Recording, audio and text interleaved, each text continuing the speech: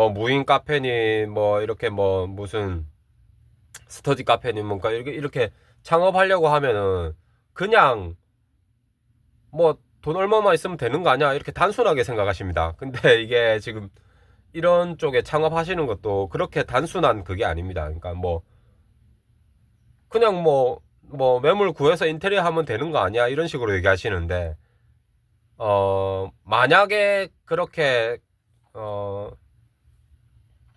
뭐라 해야 될까 좀 열정이 없이 그냥 시작하셨다면은 그냥 저는 이제 하지 말라고 하시고 싶습니다. 하고 싶습니다. 그러니까 왜냐면은 이게 그렇게 시작하면은 100% 망하거든요. 그러니까 한 3개월 안에 100% 망합니다. 그게 왜 그러냐면은 내가 그 공간에 얼만큼 열정이 있고 얼만큼 운영을 잘 할 수 있느냐는 초기에 인테리어만 신경 쓴다고 그게 되는 게 아닙니다. 왜냐면은 이쪽에 뭐 스터디 카페든 뭐 저거 렌탈 스튜디오든 뭐 이렇게 에어비앤비든 이런 쪽에는 잘 보시면은 이게 오프라인 사업이 아닙니다. 오프라인 사업이 아니기 때문에 온라인 마케팅을 굉장히 많이 신경 쓰셔야 돼요. 그러니까 뭐 어플 관리부터 뭐 등록부터 아니면은 뭐 블로그, 인스타, 유튜브 뭐 이런 것들 굉장히 많이 신경 쓰셔야 돼요. 이게 그리고 이런 것들을 잘 할 자신이 없으면은 하면 안 됩니다. 절대 이런 건 그러니까 인스타나 블로그나 이런 거를 먼저 좀 알아보시고 하세요. 그러니까 이게 공간을 뭐 부동산을 얻기 전에 미리 공부를 좀 하셔야 됩니다. 이게 절대 이게 오프라인 사업이 아니기 때문에 내가 그 뭐지 매장을 차려놨다고 해서 인테리어 세팅을 해놨다고 해서 사람들이 알아서 오는 게 아닙니다. 이게 잘 알아보셔야 돼요. 이게 내가 세팅해놨으니까 뭐 이제 사람들이 알아서 오겠지. 그럼 어떻게 알릴 거예요? 홍보를 해야지 사람들이 올 거 아니에요, 맞죠? 홍보를 어떻게든 홍보를 해야죠. 마케팅을 해야 되죠. 그 어떻게 홍보할 거예요? 전단지 옛날처럼 전단지 제작해갖고 전단지 뿌릴 거예요? 그 자기 동네에서? 아니죠. 이거를 이거를 온라인 마케팅을 해야 됩니다. 오프라인 마케팅이 아니에요. 온라인 마케팅을 하셔야 돼요. 그리고 이제 비용적인 측면에서 몇 가지 말씀드릴 건데 어 좀 비용이 많이 있으면 좋은 사업들, 초기 자본이 많이 있으면 좋은 사업들은 에어비앤비, 그리고 단기 임대, 그리고 스터디 카페, 그리고 무인 문방구 아이스크림, 그리고 빨래방. 이 정도는 이제 초기에 자본이 많으면 좋아요. 왜 그러냐면은 에어비앤비는 당연히 자본이 많을수록 거기에 들어가는 시설이나 뭐 그런 게 뭐 에어컨이든 뭐 부동산 평수든 그러니까 평수가 달라질 수밖에 없죠. 초기 자본이 작으면은 뭐 15평, 12평 그래밖에 못 하는 거고요. 초기 자본이 많으면은 뭐 30평, 50평 그런 데도 할 수 있는 겁니다. 뭐 진짜 좀 여유가 되면 뭐 밖에 뭐 수영장도 할 수 있고 뭐 바베큐 시설도 할 수 있고 막 여러 가지 다 할 수가 있죠. 초기 자본이 많으면은 에어비앤비는. 그리고 스터디 카페의 경우에는 뭐랄까 그러니까 기본적인 집기 시설들이 좀 비용이 많이 들어갑니다. 그러니까 그리고 스터디 카페의 경우에 무조건 대형 평수를 하셔야 돼요. 이게 30평에서 스터디 카페를 한다? 그러면은 어떻게 그 수익을 많이 올릴 수 있을까요? 못 올립니다, 절대. 그러니까 왜냐면은 예를 들어서 30평 스터디 카페와 그 근처 지역에 100평짜리 스터디 카페가 있다. 그러면은 수익이 진짜 엄청나게 많이 차이 납니다. 왜냐면은 넓어야지 사람들이 많이 올 수가 있죠. 그건 당연한 겁니다. 그리고 대부분 그렇지만 넓은 그런 스터디 카페들 시설도 깨끗합니다. 깨끗하고 굉장히 최신 시설의 그런 가구들이 있습니다. 그래서 당연히 손님들도 넓고 최신 시설인 그곳을 가겠죠. 1, 2천원 더 비싸더라도. 그건 당연한 겁니다. 그러니까 이거를 스터디 카페 넓게 할 수밖에 없습니다. 그리고 무인 아이스크림이나 문방구 이것도 초기 자본이 좀 많이 들어가는데요. 왜 그러냐면은 이거는 작은 평수를 해도 돼요. 작은 평수를 해도 되는데, 그러니까 문제는 뭐냐면은 처음에 이제 뭐 키오스크나 아니면은 뭐 거기에 들어가는 뭐 아이스크림이나 문방구 그 용품들 그것도 다 그러니까 초반에 다 넣어야 되죠. 넣어야 되고, 그리고 문제는 요 아이스크림 문방구 요 그 아이템이 정말 좋아요. 좋긴 좋은데 조금 몇 가지 걱정되는 게 있어요. 왜냐면은 이게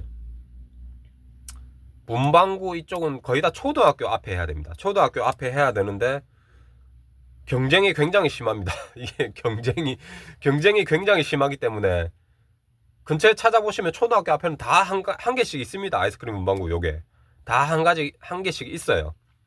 그리고 없는 지역을 찾아서 들어가려고 해도 그 찾기가 굉장히 어렵습니다. 찾기도 어렵고, 그리고 또 한 가지 주의해야 될 게 제가 어디 뉴스에서 본 적이 있는데 이게 뭐랄까 근처에 다이소가 있으면은 그 지점에 다이소 지점 근처에 한 4개 5개 문방구가 다 사라집니다. 그 왜 그러겠어요? 그러니까 작은 기업이 대기업을 이길 수가 없죠. 그건 당연한 거예요. 이거는 자본주의 시장에서 당연한 겁니다. 이거를. 그러니까 자기가 창업하려고 하는 그 지점에 아이스크림 문방구 그 지점 자기 지역 근처에 다이소가 있는지 꼭 찾아보세요. 이것도 꿀팁이에요, 진짜. 꼭 찾아보시고. 그리고 이제 빨래방도 초기 자본이 많이 들어가는데 이게 왜냐면은 뭐 빨래방은 당연히 그 기계들이 비싸니까 엄청나게 많이 들어갑니다. 그러니까 최소 2, 3천 넘게 들어가죠. 그리고 빨래방은 좀 이게 뭐라 해야 될까 호불호가 갈립니다. 이게 그 지역에 수요가 많은지 그것도 좀 꼭 조사를 하셔야 돼요. 그러니까 대부분 무인 빨래방을 하는데 이거를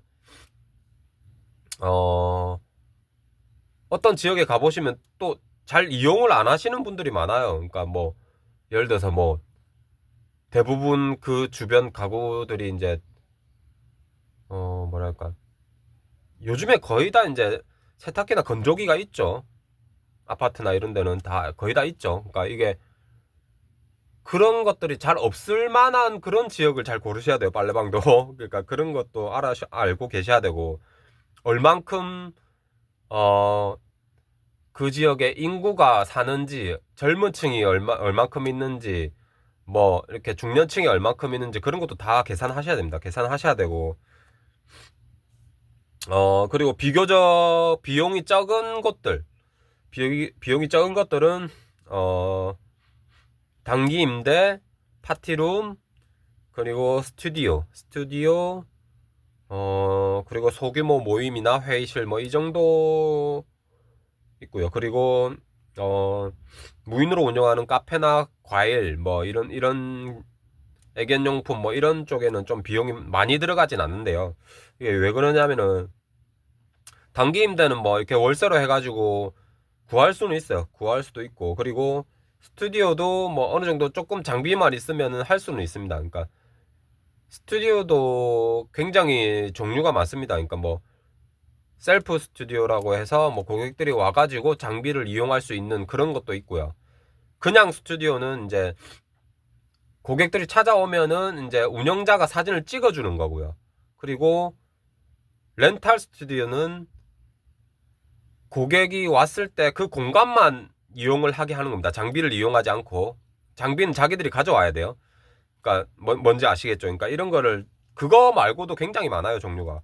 그러니까 잘 구분하셔야 되고 그냥 공간만 빌려줄 것 같으면은 뭐 그렇게 초기 자본이 많이 들어가진 않죠. 그리고 무인 카페나 과일 이런 거는 뭐랄까 조금 지점마다 다르긴 한데 좀 뭐랄까 프랜차이즈 이런 데는 좀 많이 비싸죠. 많이 비싸고 만약에 자기가 개인적으로 할 거면은 카페 뭐 저 원두 기계나 아니면 뭐 이렇게 조금 용품들 그런 것만 갖추면 이렇게 운영은 할 수가 있죠. 할 수가 있고 그리고 무인 과일점 무인 과일점도 잘 보셔야 되는 게 그러니까 제 주변에도 있어요. 있는데 이게 딱 길 가다가 보면은 어떤 거냐면은 어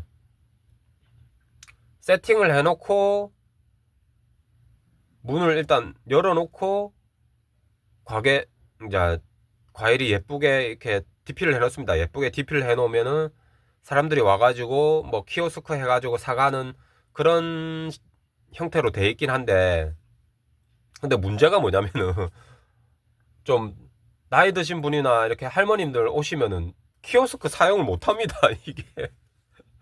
이게 그러니까 다른 물건을 파는 게 문제가 아니고 키오스크를 사용을 할 줄 몰라요, 할머니들이. 그래서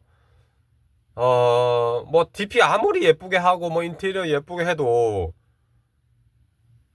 사용을 할 줄, 그러니까 키오스크 사용 무인 기계를 사용할 줄을 모르니까 사람이 있어야 되죠. 사람이 있어야 돈을 주고받고 할 수가 있죠. 뭐 기계 뭐 신용카드를 뭘 하든 현금을 받든 그러니까 그런 것도 또 잘 알아보셔야 될까. 자기 주변에 조금 그러니까 그런 키오스크를 이용할 수 있는 그러니까 최소 3, 40대 그런 고객층들이 많은지 아니면은 어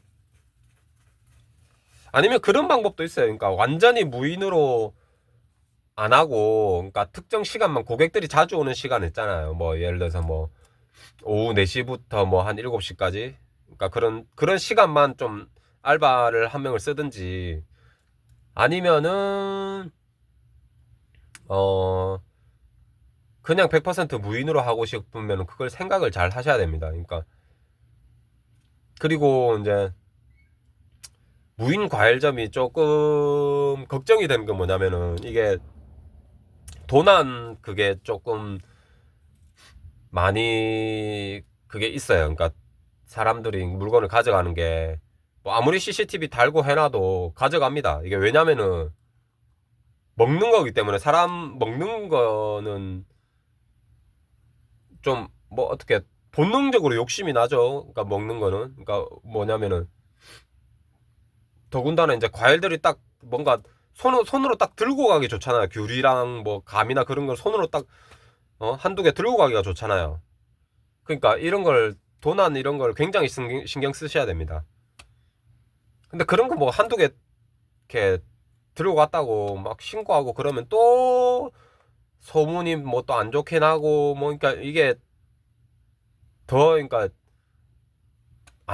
점점 안 좋아지는 그런 게 생길 수도 있습니다. 그러니까 이거를 너무 민감해 하지 마시고 조금 많이 생각을 해보셔야 됩니다. 이 그 무인 과일점은 이게 왜냐면 그리고 뭐랄까 식품이기 때문에 과일 그러니까 먹는 거죠. 그러니까 금방 상합니다. 이런 거를 예를 들어서 뭐 내가 아침에 그걸 세팅을 해놨어요. 그러면 저녁에 상하는 것도 있잖아요. 그러면은 내가 나중에 저녁에 가서 그 상한 걸 또 골라내야 됩니다. 그러니까 이런 걸 아예 뭐 24시 오토로 돌아가는 게 아닙니다. 무인 과일점은 신경을 많이 쓰셔야 돼요. 그러니까 상한 것도 골라내야 되고 또 아침에 나갈 물건들도 준비해야 되고 할 게 많습니다. 그런 것들 잘 알아보시고 이렇게 진행을 하셨으면 좋겠습니다. 네, 이상입니다.